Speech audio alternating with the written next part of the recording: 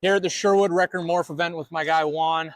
Everybody knows him online. You've all seen his content. Talk about how you first got started making creative content, how long you've been with the league now. Yeah, so I work full time with the NHL. Been doing that for 4 years now as a video editor and creative. Yep. I also run my own freelance business where I come to events like this and cover content. I've been doing filmmaking style content in sports now for 8 years. Started in university, did my kind of shtick there for 4 or 5 years at Ryerson, now to the university.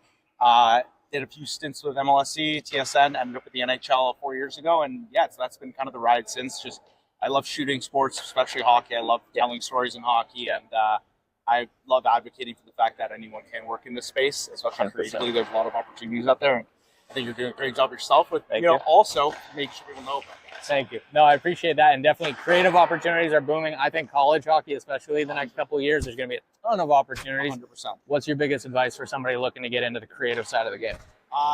This is so cliche and overdone and said a million times. Just like get started. The biggest thing I find people are, I want to do this, I'll do it tomorrow, or I want to do this, I don't have the camera yet. It doesn't matter. Like, use your phone, use what you have on you. Yep. Some people will be like, I don't have any good teams in my yard. Go shoot your buddies, anything. Go shoot your little cousins like Adam Hockey, whatever. Like, go out and do the thing and like get the reps. And I think the other thing I'll say is, this kind of job and this kind of work doesn't happen overnight. I feel like you have to be willing to put the work in, put your head down, and actually be in this. I find that a lot of people ask me how long it would take you to get to where you are, and I told them it's been an 8-year journey. And they're so shocked. I'm like, it's like any other career path. Like you build it up and you work and you practice and train, and you get here. So yeah, like get started. Just go do it. Don't give yourself the limitations of not having a certain level of sport to shoot or a level of hockey to be around. Just go and do it. It doesn't matter the level.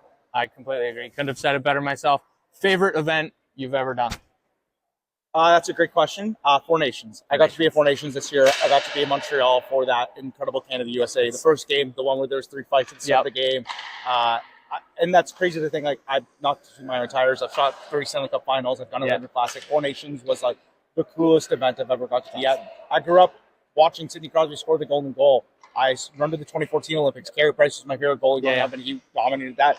And I then went 10 years without seeing international hockey to be there. I got chills. I'll never forget that game. I'll never forget the tournament, but that game specifically was like the coolest thing. How often do you watch back the videos you took? That's a great question. It depends on the event. Like when I edit the videos and I post them, I watch them like 10 times over. Yeah.